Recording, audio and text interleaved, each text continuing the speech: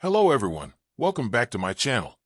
Before starting the video, please subscribe and keep watching for more details videos. Cincinnati Gauff, Pegula and Paolini get off the mark, but Navarro, Svitolina, and Kasatkina make early exits. The world number 2, 4 and 7, though, advanced with relatively routine wins, but Navarro, ranked 11, was edged out by German qualifier Elina Svitolina, 6-4-1 to 6-6-4. A week ago in Montreal, Gauff exited the tournament having produced 42 double faults in 3 matches to become the tour's leader in doubles with 293. And when she coughed up 3 more in a single game on Sunday, there was palpable intake of breath around the center court. In the end, though, the second-seeded American got a grip and dispatched Wang Xinyu from China 6-3, 6-2 in 70 minutes. Having served up 8 double faults in her first 3 service games, but scoring 0 the rest of the way. The two had split matches, both on grass in Berlin, in 2022 and 2025, and Gauff was always going to be the firmer on hard courts, having become the youngest to take the Cincinnati title 2 years ago when she went on to win the U.S. Open. There was a run of 5 consecutive service breaks in the first set, but Gauff made 3 of them, and she proved the steadier in the second, scoring 2 more breaks as Wang failed to earn even a single chance. While the 2023 U.S. Open champion twice had blown breaks in the first set, she did a good job of staying calm, and she managed to get another in the 6th game for a 4-2 lead, before serving out for the opener in the 9th game.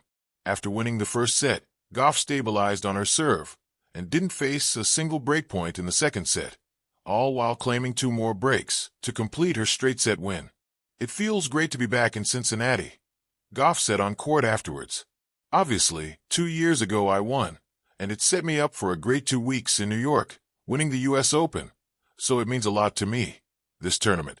I was very happy to see the sights and the improvements, and we're back here in Cincy." Then asked about how she overcame her early serving struggles, Gauff continued, "I think I was just trusting myself and trusting the work we put in practice. In the second set, I was able to let go, and I think just try not to focus on the past, knowing that I can't control it, and just trying to do better for the future. I'm happy I was able to change that mindset around." On Tuesday, Gauff, who has now won her 6th opening match and 8 WTA 1000s this year, will meet Diana Yastremska, the number 32 seed, after the Ukrainian was a 6-4-2 to 6-6-2 winner over Bulgarian Victoria Tomova. The number 2 seed is one of 8 Americans in the PIF-WTA rankings top 50, and the 5th to advance to the 3RD round. Saturday also saw number 5 Amanda Anisimova, number 6 Madison Keys, and wildcard Taylor Townsend get through, while on Sunday, Gauff was joined by another 21-year-old, Ashlyn Kruger, who was a 6-4-0 to 6-6-3 winner over Anastasia Sevastova from Latvia. Later on day 4, 4th-seeded Pegula, the defending finalist, joined her former doubles partner with a 6-4-6-3 win over Australia's Kimberly Birrell. The American blew an early 4-1 lead, but just as Gauff had done, Pegula didn't panic as she served out the 9th game for a 5-4 lead, before breaking the Australian in the following game to take the opener. In the second, Pegula earned the lone break in the 4th game, and then held on to her serve for the rest of the match to get the job done in 2 sets in 76 minutes. Next for Pegula is number 31 Magda Linette from Poland, who beat Slovakia's Rebeka Šramkova 7-6-4, 6-0. Only Aryna Sabalenka, with 47, and Iga Swiatek, at 44, have won more matches this year at the WTA level than Pegula's 37. Jasmine Paolini, the Italian 7th seed, advanced in 2 fluctuating sets, 7-6-2, 7-6-5, over Greece's Maria Sakkari. Paolini's last encounter with Sakkari had been a bruising 6-2-6-1 loss in the Madrid 3rd round in April, in which the outcome rarely seemed in doubt. But this rematch was quite the opposite, full of momentum shifts and oscillating fortunes that could have tipped either way.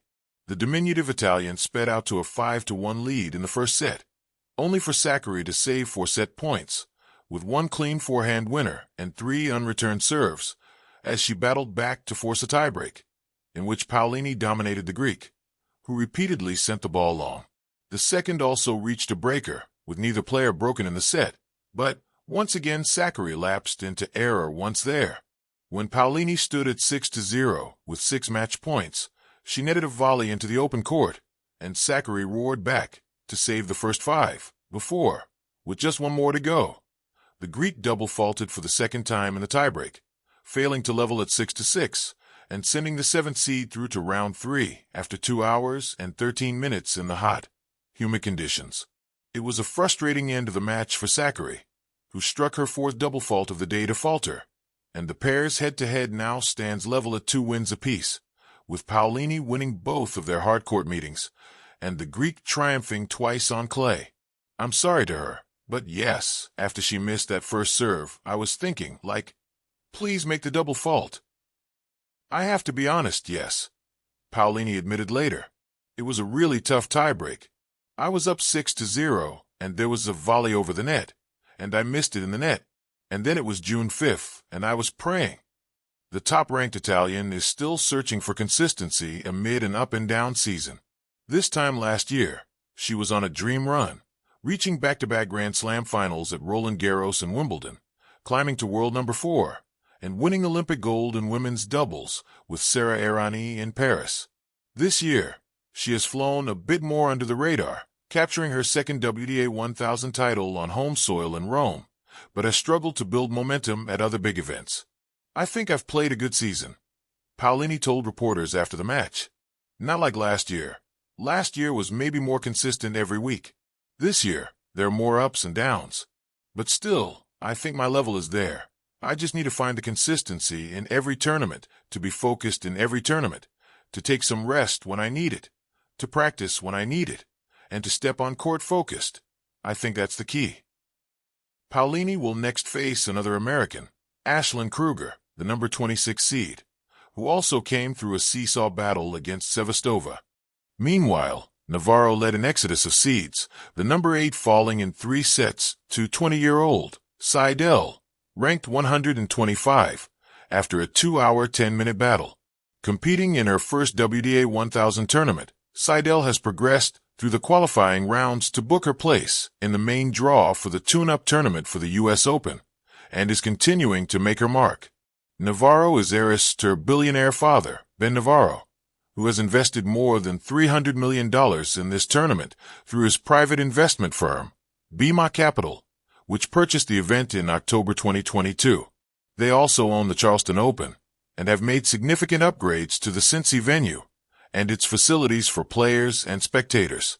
In the first set, Seidel, the German number 4, broke Navarro at her first opportunity, going up 5-4 before saving several breakpoints against her to take the set 6-4. Navarro, though, responded in the second, claiming the first 5 consecutive games to take the set comfortably, and with all the momentum going into the deciding set, it seemed that the local favorite would be the one to ride out the win when she led 4-1, 30-15, before capitulating, losing 5 games in a row. The win marks Seidel's first win against a top 20 player, and a huge blow to Navarro, who has suffered another early elimination as she struggles to find form after returning to hard courts ahead of the U.S. Open, where she will arrive with only 1 win under her belt and 3 defeats. Seidel next will face McCartney Kessler, the number 29 seed, who saw fellow American Katie McNally 6-4, 6-3. Elsewhere, Russian Veronika Kudermetova upset of Belinda Bencic, the Swiss 17th seed, 6-4, 7-6-0, her 5th top 20 win of 2025. The world number 36 had to come from 1-3 down in the first set, winning 5 of the next 6 games, and then hold off a late Bencic charge from 5-3 in the second set. Like Sakkari, Bencic played her best tennis with her back to the wall to force a tiebreak, but once there, delivered flat, error-strewn tennis. Kudermetova will next face Montreal semi-finalist Clara Tauson after the Danish 16th seed defeated Australia's Ajla Tomljanovic 6-3, 6-7, 6-4 in 2 hours and 23 minutes. In other Day 4 results, Karolina Muchova, the 11th seed from Czechia and a former finalist in Cincy, topped former champion Caroline Garcia 7-6, 3, 7-6-0 bringing the Frenchwoman's Cincinnati Open career to a close. Muchova advances to meet another Frenchwoman, Varvara Gracheva, a qualifier, who upset Sofia Kenin, the American 24th seed, 6-7, 7, 6-3, 6-3. Another Czech, two-time Grand Slam champion Barbara Krejcikova, who is still working her way back from injury, came from a set behind to upset 10th seed Elina Svitolina from Ukraine, 2-6, 6-4, 6-3, and next will meet 17-year-old American Iva Jovic. The teenage lucky loser stunned Linda Noskova, winning the last 7 games in a 6-3, 6-0 upset of the Czech 20th seed to reach the third round of a WTA 1000 event for the first time. Meanwhile, third seed Iga Swiatek and number 23 Elena Ostapenko both advanced via walkovers. Swiatek had been due to face Marta Kostyuk, the number 25 seed, in Monday's third-round action, but the Ukrainian was forced to withdraw due to a right wrist injury, while Ostapenko had been scheduled to face Camila Osorio in Sunday's second-round action, but an abdominal injury ended the Colombian's hopes before she took to the court. Ostapenko will face Italy's Lucia Bronzetti, who upset Daria Kasatkina, the Australian 15th seed, 6-3, 1-6, 6-4, in round 3. While Swiatek will play either Sorana Cîrstea or lucky loser Yuan Yu in the 4th round. Cincinnati Showdown, Gauff, Pegula, and Paolini rise as Navarro, Svitolina, and Kasatkina fall. The Western and Southern Open in Cincinnati, an annual August pilgrimage of tennis greatness, always delivers a unique mix of grit, glamour, and grit again. The summer heat steams off the courts as players grind out rallies that can change careers and shape the U.S. Open Series. In 2025, the narrative is no different, except maybe a little more electric. In a tournament where reputations are forged and unmade in a single swing, Day 3 delivered a roller coaster of emotion, drama, and surprising outcomes. The American trio of Coco Gauff, Jessica Pegula, and Jasmine Paolini. Yes, she's Italian, but she's fast becoming a fan favorite on U.S. soil, carved their way into the next round with poise and power. Meanwhile, the exits of Emma Navarro, Elina Svitolina, and Daria Kasatkina shocked a crowd expecting deep runs from the trio. Let's break it down. The fireworks of form, Gauff, Pegula, and Paolini sparkle. Coco Gauff, Queen of Confidence. Coco Gauff walked into the Lindner Family Tennis Center not just as a defending champion, but as Cincinnati's adopted daughter. With a mixture of her characteristic humility and hardcourt confidence, she played like someone who already sees Flushing Meadows on the horizon. Her serve was ferocious, her footwork, poetry in motion. Against a tenacious opponent, Gauff kept her head cool under pressure. A tight first set went to a tiebreak, where Coco dialed up her aggression and refused to blink. She cracked cross-court backhands that screamed youth and command, 2 words rarely married in one player this early. But Gauff isn't just talent anymore, she's become tactician.